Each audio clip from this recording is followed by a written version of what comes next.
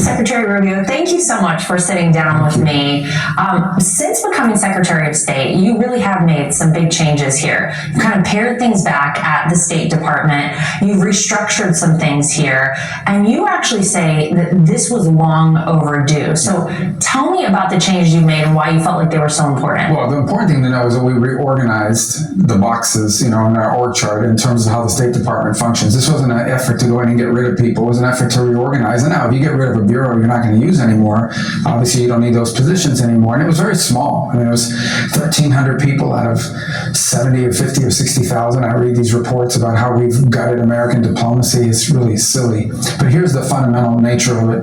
It took too long to get things done. We had too many bureaus, too many offices. They were unaligned with each other. I get these decision memos, and these decision memos have to be cleared by these different desks, these different offices. Some of them had 30 or 40 boxes. 30 or 40 people had to clear it before it even got to me. And that's why it takes the State Department so long to function.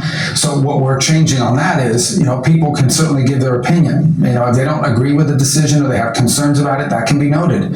But ultimately, I need to get that decision memo to my desk so we can take action. We can't wait 6 weeks, 6 months to do things. It renders us irrelevant, especially in a world that moves so fast. Let me ask you about Russia. The president gave Russia 50 days to strike a peace deal or face possibly 100% tariffs. Where do you think Putin is on this? Do you think this is an effective strategy, and what do you expect to see happen? First of all, I think everybody should be very happy that the American president, the president of the United States, Donald J. Trump, is focused on peace. There's nothing he wants more than to be a part of peace agreements, stopping wars, preventing wars, ending wars. It's not his war. He didn't start this war. It didn't happen. It never would have happened had he been president, but it did. He inherits it, and he's done everything possible to bring it to an end. I think he's growing increasingly frustrated that despite having very good interactions with Vladimir Putin and phone calls, it never leads to anything. So the time has come for some action here, and I think the president has made that abundantly clear. He's losing his patience. He's losing his willingness to continue to wait for the Russian side to do something here to bring an end to this war. That wasn't his war, but he wants to see it come to an end. Since January of this year, over 100,000 Russian soldiers, just on the Russian side, have been killed. It's a bloody conflict with a lot of death and destruction. A lot of this engagement has been really about playing for time and sort of delay tactics to make it look like they're interested in peace, but not really serious about it. He's not going to fall into that trap of being, pulled into endless talks about talks. And I think he picks up a lot of that from his just understanding of human nature and human behavior, having dealt with, some of the most cutthroat people in business for 40, 50 years. The negotiator in chief. Yeah, and he enjoys that part of the job. He does. He does. He enjoys that part of the job. And I think it's very useful for us because ultimately we know we have the ultimate closer in the administration with our president. And our job is to put these deals together, bring them usually to the 95% range of agreement, and then he comes in at the end and closes it. And whether that's on trade or hopefully on peace, that's the role he's played in. It's a very powerful role. That last 5%, those last few yards are always the hardest one in any negotiation. Well, so many people talk about the fact that China is conspiring with Russia and Iran. How does the U.S. deal with that and a potential alliance between those three? Everybody knows, it's not a secret, that China is giving Russia as much aid as they can get away with without being discovered. The Europeans have caught on to this. There's no way that Putin could have sustained this war without Chinese support, particularly buying his oil. And I think the Chinese have an incentive to see this war go on. They think that the longer this war goes on, it'll distract us and prevent us from focusing on other parts of the world that they're interested in. With Iran, the Chinese also buy a lot of their sanctioned oil and have provided them some defense articles in the past. I think everyone, China, Russia, others, even North Korea, have become a little bit more cautious about supporting Iran, especially after our B-2s flew halfway around the world and conducted an operation and left before anyone found out about it.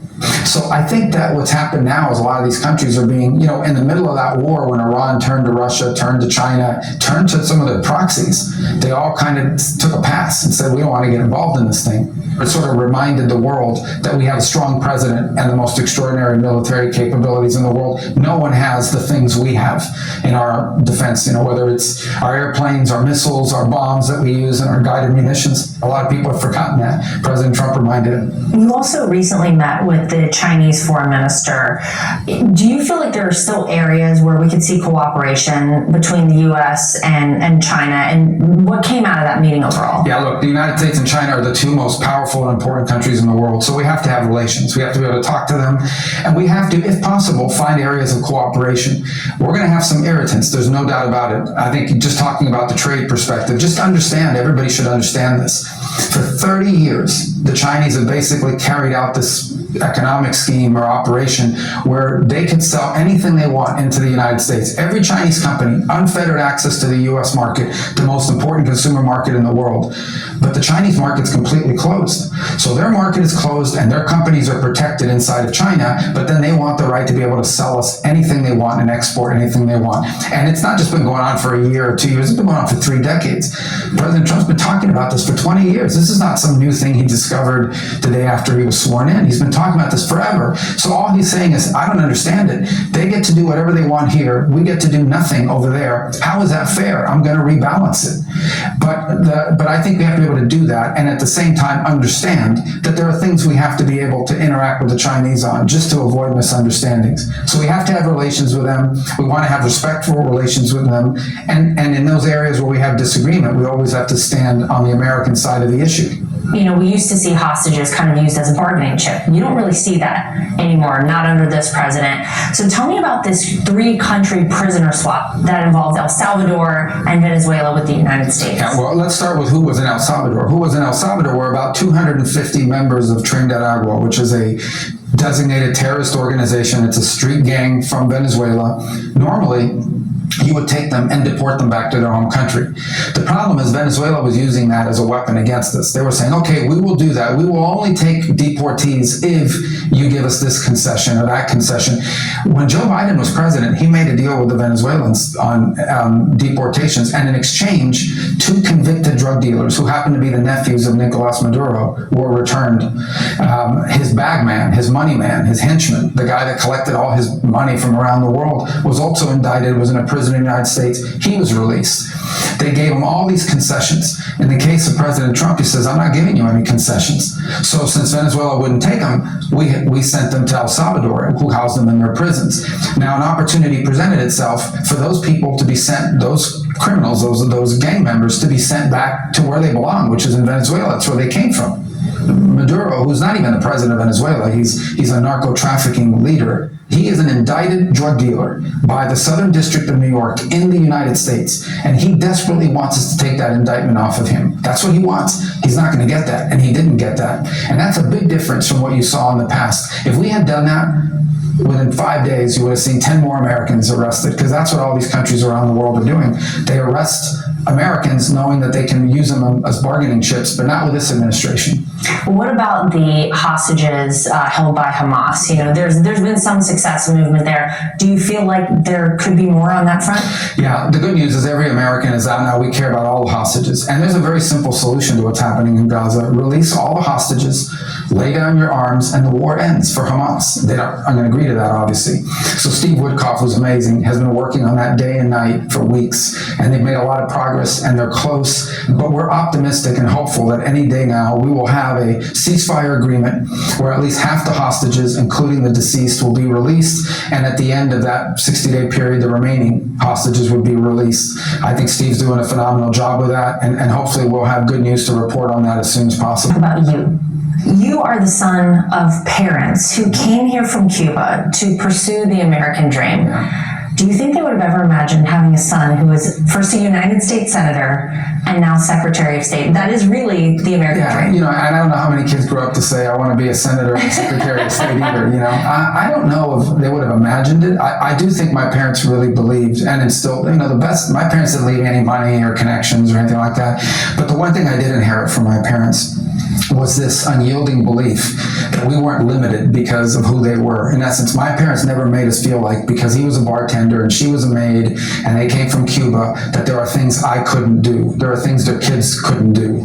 I never felt that growing up. On the contrary, they instilled in us that basically you can be anything you want. If you have the ability to do it, you'll have a real chance to do it because you're in the one place on earth where that's possible. So that's the greatest gift my parents left me.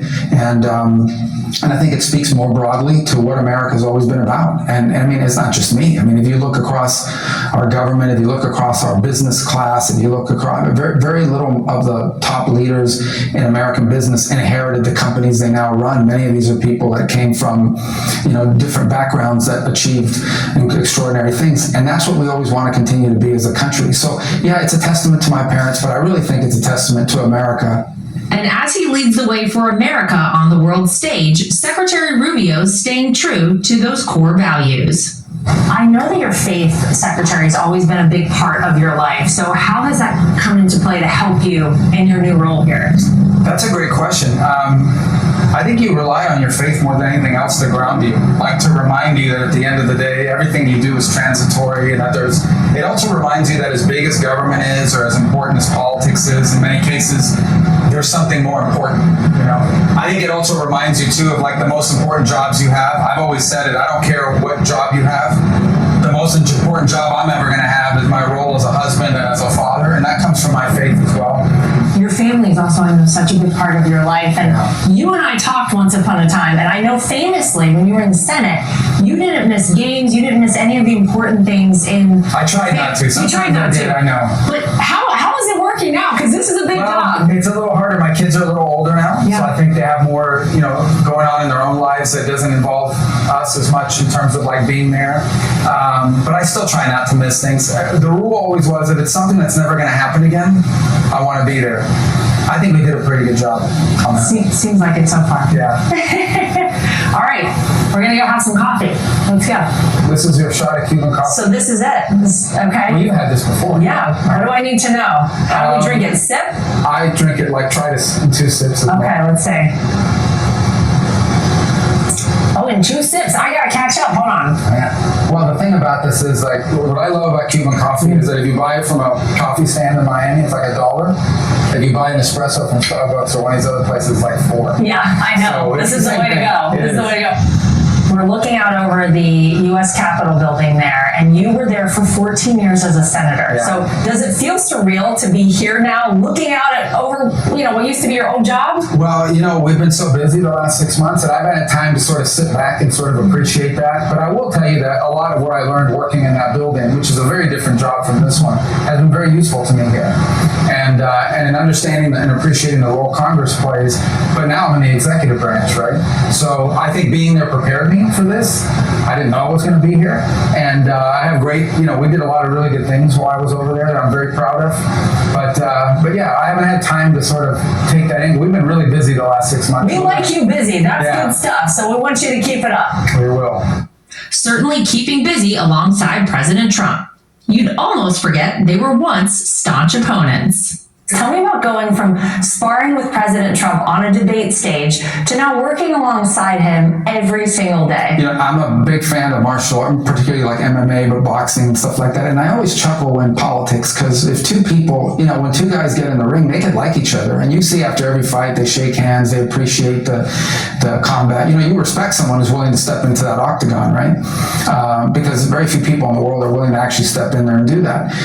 But no one's ever asked these fighters, why did you punch that guy in the face in the second round? Man, no one would ask that. It was a stupid question, right? So in 2016, both President Trump and I didn't know him. I'd never met him before. I knew who he was, obviously, but I'd never met him.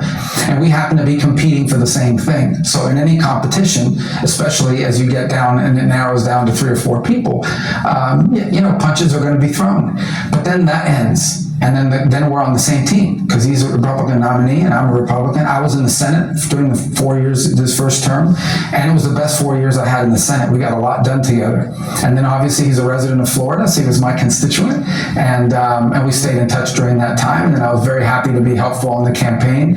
He picked one of my closest friends in politics, J.D. Vance, to be vice president. It was a great team. And then we were on the same team from that point forward and have been ever since. How is he to work with day to day? It's a lot of fun. Yeah. It is fun. And I mean, it's fun for 2 reasons. The first is he's a person of action, and I don't mean that in a reckless way, but in a, let's get this thing done. And it isn't like, let's wait 6 months to do it. It's more like on a 6 to 8 hour, time constraint.